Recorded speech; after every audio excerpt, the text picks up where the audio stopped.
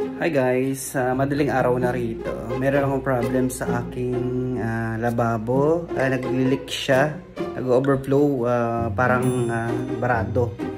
Try akong bumili nito sa Ace Hardware, ang liquid sosa dito sa SM Rosario. Try natin kung effective siya. Kasi barado talaga siya. Sa kitchen to lababo ko.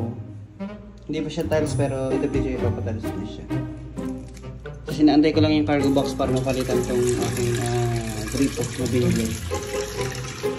Bali, ito yung pinakailalim. Ang problema doon, nag-leak pag maraming tubig.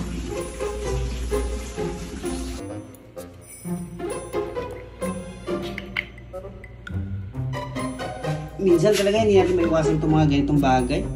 Kahit anong gawin na natin. Bago-bago lang ito. Igutin natin yung dulo.